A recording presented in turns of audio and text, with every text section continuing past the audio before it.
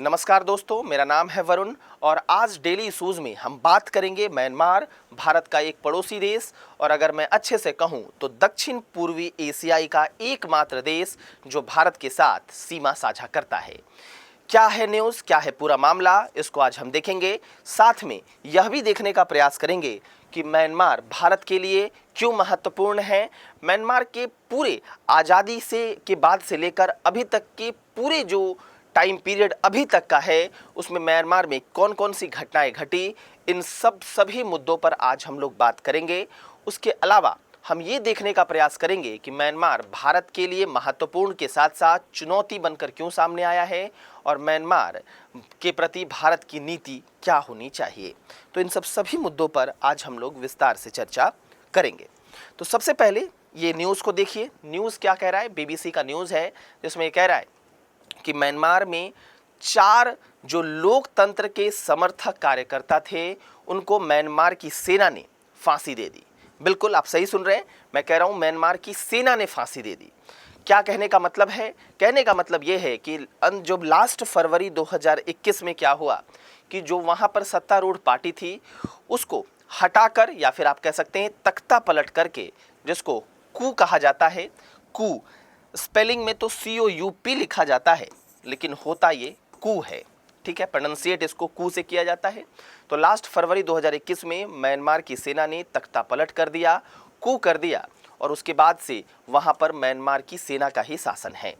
Myanmar की सेना खून की प्यासी होती चली जा रही है और लोकतंत्र का गला घोटती चली जा रही है। उसका एक साक्षात उदाहरण आपको यहाँ पर देखने को मिल रहा है कि म्यांमार की सेना ने 4 लोकतंत्र के समर्थक जो कार्यकर्ता थे उनको फांसी दे दी और साथ ही साथ इस फांसी को वैध बताया कि यह फांसी लोगों के लिए एक न्याय ही है। फांसी देने के कारण के बारे में जब उनसे पूछा गया तब उन्होंने कहा कि ये चारों व्यक्ति क्या कर रहे थे, तो आतंकवादी गिरोह वाला कार्य कर रहे थे और साथ ही साथ हिंसा फैलाने का कार्य कर रहे थे, जिसके कारण से इन्हें फांसी दे दी गई है। अभी हम ये देखने का प्रयास करते हैं कि म्यांमार कहाँ है। सबसे पहले तो लोकेशन देख लीजिए, तो देखिए यहाँ पर है और यहीं पर लोकतंत्र का संकट मंडरा रहा है। आप देख ही रहे हैं लोकतंत्र के समर्थक जो कार्यकर्ता हैं वो फांसी पर लटका दिए जा रहे हैं। चूंकि भारत के साथ इसकी लगभग 1643 किलोमीटर की सीमा साझा होती है तो भारत के लिए यह एक संकट बनकर सामने आया है। बात करेंगे इस पर कि भारत के लिए चुनौतियां किस प्रकार से है।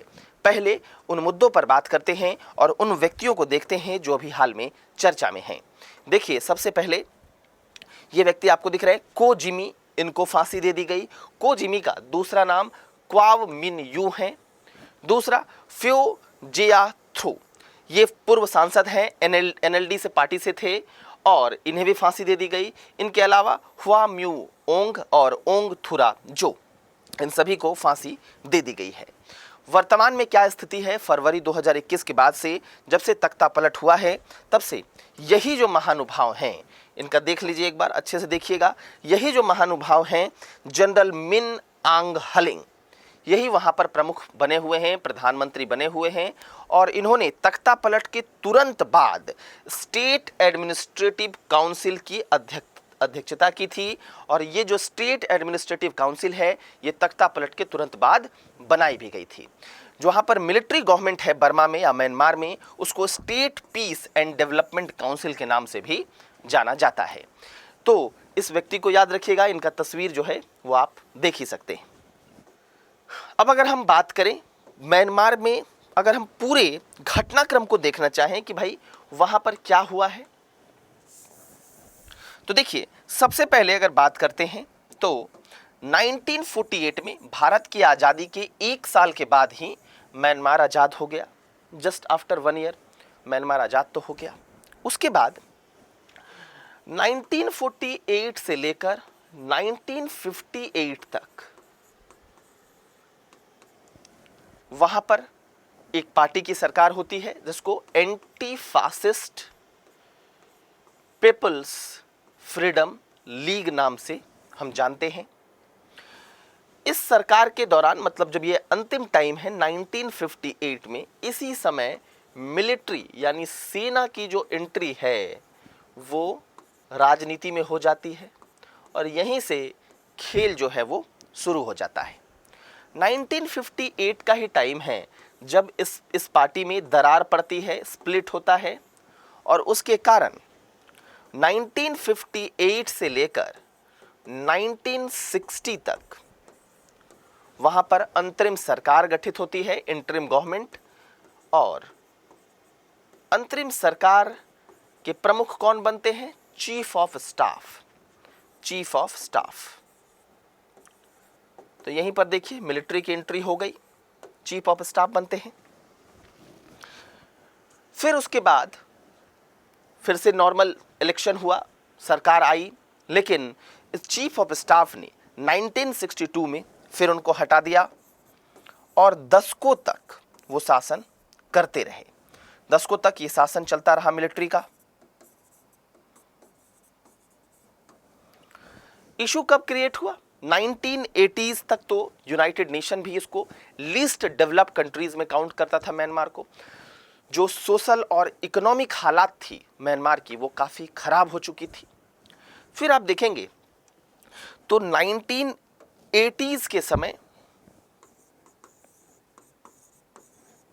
वहां पर आपको एक प्रमुख लीडर दिखाई पड़ेंगी जिनको आपने अभी शायद इमेज में देखा भी।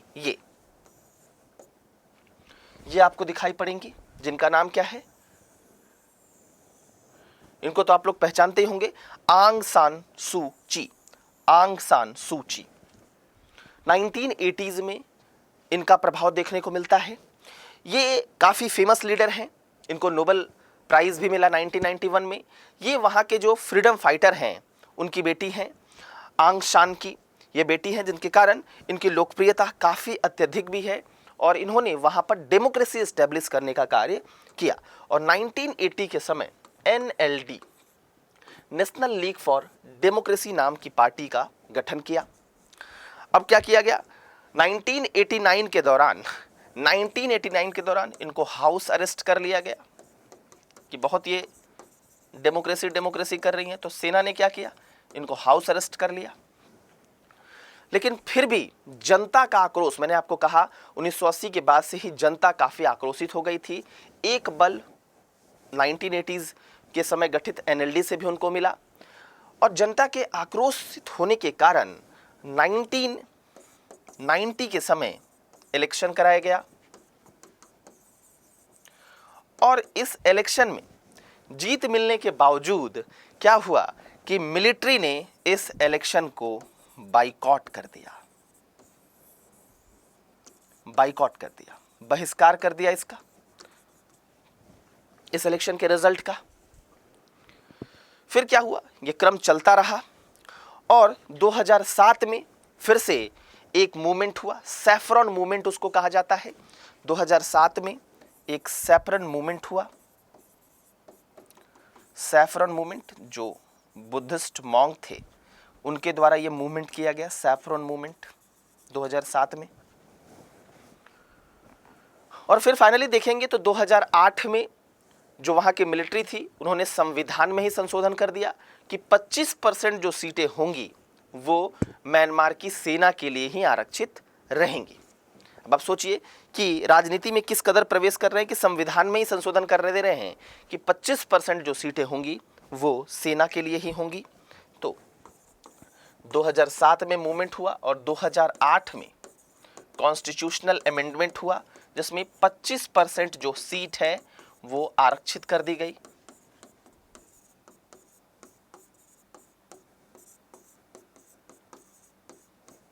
पच्चीस % सीटें आरक्षित कर दी गई। इसके बाद अगले पॉइंट में क्या होता है? 2010 में फिर से इलेक्शन होता है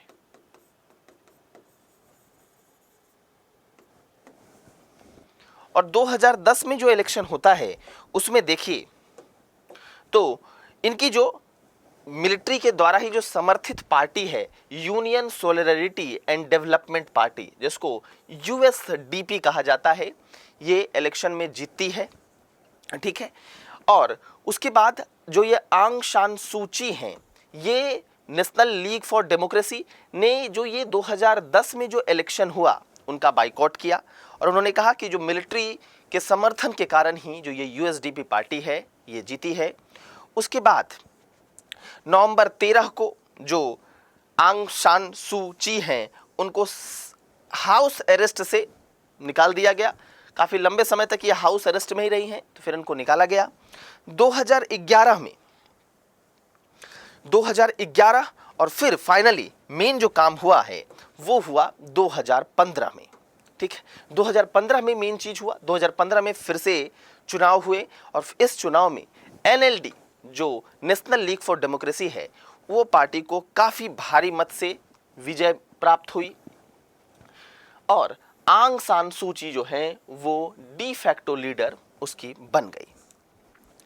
यहां पर आप ध्यान देंगे तो आंग सान सू ची एक डिफैक्टो लीडर के रूप में सामने आई, लेकिन 2017 के रोहिंग्या क्राइसिस पर कुछ नहीं बोलने के कारण इनकी अंतर्राष्ट्रीय तौर पर काफ़ी निंदा भी हुई। हालांकि इन्हें 1991 में ही नोबेल पीस प्राइज से सम्मानित किया गया था, लेकिन रोहिंग्या इशू पर इन्होंने कुछ नहीं बोला। अंतर्राष्ट्रीय फोरम पर भी इन्होंने कुछ नहीं बोला, अंतर्राष्ट्रीय मंचों पर कोई आवाज़ इन्होंने नहीं उठाई। हालांकि रोहिंग्या पर जो जेनोसाइड हो रहा था उसमें जो मेन रोल है वो वहाँ की सेना का है, लेकिन फिर भी इन्होंने सेना के खिलाफ भी एक शब्द नहीं बोला। कुछ जो इनके समर्थक हैं वो इस बात को स्वीकार करते हैं कि इन्होंने ऐसा इसलिए नहीं बोला क्योंकि इनके पास पूरी शक्ति नहीं थी और अगर ये ऐसा बोलती तो शायद ये सत्ता से हटा दी जाती और फिर से मिलिट्री जो है वो तख्ता पलट कर देता, कू कर देता। ठीक, उसके बाद नवंबर 20 आता है और नवंबर 20 में फिर से एनएलडी काफ़ी भारी मतों से विजयी होती है। हालांकि जो यूएसडीपी है, जो मिलिट्री बैक्ड पार्टी है, वो इस रिजल्ट को चैलेंज करते हैं, लेकिन एनएलडी काफ़ी भारी मतों से विजयी होती है। अंतर्राष्ट्रीय संस्थाएं जो इनके चुनाव की निगरानी कर रही थी उनका भी मानना है कि ये चुनाव काफ़ी ट्रांसपेरेंट तरीके से हुआ था, लेकिन जो वहाँ की सेना है उनको ये दिखा कि एनएलडी के समर्थक काफ़ी ज़्यादा हो गए हैं और एनएलडी चाहे तो संविधान में कुछ संशोधन भी कर सकती है। वही संशोधन उनके ध्यान में आया जो उन्होंने 2008 के करीब में किया था कि 25% सीटें आर्मी के लिए, सेना के लिए ही रिजर्व कर दी थी। तो उसमें भी ये संशोधन किया जा सकता है क्योंकि एनएलडी जो है इसके समर्थक काफ़ी हो गए हैं और ये काफ़ी पॉपुलर हो गई हैं। ठीक, तो इस कारण से ही उन्होंने इस बात का हवाला देकर कि भाई ये जो इलेक्शन हुआ है ये फेयर नहीं हुआ, इसका रिजल्ट जो है वो फेयर नहीं है, उन्होंने क्या किया, फिर से तख्ता पलट कर दिया और military ramps up demands for the investigation into alleged voter fraud doesn't ruled out coup possibility. ठीक है, और उसके बाद कहते हैं कि मिलिट्री जो है इनको प्रोटेक्ट करेगी, मिलिट्री जनता को प्रोटेक्ट करने के लिए है, ये चुनाव जो है वो सही नहीं हुआ है। और फिर आप फाइनली देखते हैं तो फरवरी 1 को क्या कर देती है, मिलिट्री जो है वो तख्ता पलट कर देती है, कू कर देती है और मिलिट्री डिटेन करती है आंग सान सू की और other leaders from NLD party. तो देखिए एक कहानी जो 1948 से चली आ रही थी, किस प्रकार 2021 में भी एक बार वहां पर तख्ता पलट फिर से कर देती है। ध्यान दीजिएगा, जो ये कू है ना, ये ऐसा कुछ नया नहीं है कि बिल्कुल नई बात है। 500 से ज़्यादा कू हो चुके, जिसमें से 2200 कू जो है वो सक्सेसफुल भी रहे। पाकिस्तान में भी ऐसा आपको देखने को मिलता है। हालांकि सबसे ज़्यादा बार थाईलैंड में ही आपको ये देखने को मिलता है, अराउंड 13 टाइम्स। म्यांमार में आप ये देख ही रहे हैं। अब बात उठता है कि जब इतना कुछ घटित हुआ है तो देखिए एक विश्व का सबसे बड़ा लोकतंत्र भारत और उसका पड़ोसी देश, वहां पर लोकतंत्र का खतरा मंडरा रहा है और इससे भारत को कहीं ना कहीं चुनौतियों का सामना करना पड़ेगा। अब हम ये देख लेते हैं कि म्यांमार भारत के लिए किस प्रकार इंपॉर्टेंट है। ठीक है, तो सबसे पहला तो म्यांमार एक दक्षिण पूर्व एशियाई देश है, एकमात्र दक्षिण पूर्वी एशियाई देश है जो भारत के साथ सीमा साझा करता है। यहाँ पर आप देख सकते हैं कि अरुणाचल प्रदेश, नागालैंड, मणिपुर, मिजोरम, म्यांमार इन चारों के साथ सीमा साझा करता है और यहाँ पर अगर किसी भी तरीके का खतरा होता है तो उसका प्रभाव हमें अपने उत्तर पूर्वी राज्यों में भी देखने को मिलेगा। तो इस कारण से ये स्ट्रेटेजिक जो लोकेशन है म्यांमार का, जो भारत के साथ सीमा साझा करता है, इस कारण से भी म्यांमार जो है वो भारत के लिए काफ़ी ज़्यादा इम्पोर्टेंस रखता है। दूसरा जो है कि चाइना को काउंटर करने के लिए, क्योंकि चाइना का जो समर्थन है वो वहाँ की मिलिट्री के साथ है, सेना के साथ चाइना जो है उसका पूरा गठजोड़ है। चाइना ने भी यहाँ पर एक पोर्ट डेवलप किया था, क्याओ प्यू देख सकते हैं नाम आप, और इस कारण से ही भारत ने भी वहाँ पर एक पोर्ट डेवलप किया। आप देख सकते हैं इसका नाम सितवे पोर्ट। तो चाइना को काउंटर करने के लिए भी म्यांमार भारत के लिए अत्यंत जरूरी है और अत्यंत महत्व रखता है। तीसरा, जो भारत के लिए चाइना जो म्यांमार का महत्व है वो इस कारण से भी है क्योंकि म्यांमार के साथ अगर संबंध भारत के अच्छे नहीं रहेंगे तो इशू वहाँ पर क्रिएट हो जाएगी कि वहाँ से आराम से अवैध शराब हो, अवैध ड्रग्स हो, लोगों का आवागमन हो, आसानी से हो सकेगा और यहाँ पर कहीं ना कहीं एक इंटरनल सिक्योरिटी मतलब आंतरिक सुरक्षा का खतरा मंडराने लगेगा। तो इस कारण से भी म्यांमार भारत के लिए काफ़ी इम्पोर्टेंस रखता है। तो म्यांमार का इम्पोर्टेंस तो आप जान ही रहे हैं भाई, हमारे साथ बाउंड्री शेयर करता है। चाइना को हमको काउंटर करने के लिए म्यांमार की आवश्यकता पड़ेगी। यहाँ पर रोहिंग्या इशू है उसको भी समाप्त करने के लिए, साथ ही साथ अवैध आवागमन ना हो, अवैध हथियारों का आवागमन ना हो, इस कारण से म्यांमार हमारे लिए काफ़ी महत्व रखता है। भारत के समक्ष चुनौतियाँ क्या क्या हैं? तो सबसे पहला चुनौती तो भारत के समक्ष यही है कि चीन यहाँ पर चाइना म्यांमार इकोनॉमिक कॉरिडोर बनाना चाहता है और चीन का प्रेजेंस भारत के पड़ोस में भारत के लिए एक अपने आप में ही क्या है, चुनौती है।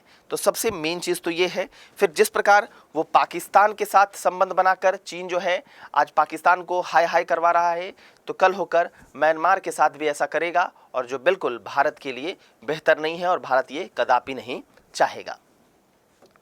दूसरा, रोहिंग्या का मुद्दा। रोहिंग्या मुद्दा ऐसा है जो भारत के लिए हमेशा से एक चुनौती रहा है क्योंकि रोहिंग्या मुसलमानों का आवागमन चूँकि बाउंड्री पोरस है जिसके कारण आसानी से आवागमन हो जाता है और जो हमारे नॉर्थ ईस्ट स्टेट्स जो भी बाउंड्रीज लगते हैं जिसके साथ भी म्यांमार के, उन सभी स्टेट्स के लिए काफ़ी खतरा है। तीसरा, जो मैंने ऑलरेडी आपको बता दिया कि लगभग 1643 किलोमीटर की लंबी सीमा है और बहुत ही पारगम्य है, पोरस है, बिल्कुल आसानी से आर पार जाया जा सकता है और जो उग्रवादियों, अवैध हथियारों और ड्रग्स की सीमा पार आवाजाही को सुगम बनाती है। तो ये सब कुछ कारण हैं जिस कारण से म्यांमार जो है वो भारत के लिए एक चुनौती बनकर सामने आया है। तो यहाँ पर आज हम लोगों ने ये देख लिया कि भाई क्या है अभी का मुद्दा, इस पर बात हो गई। तो हमने उसमें देख लिया कि भाई 4 लोगों को फांसी दे दी गई।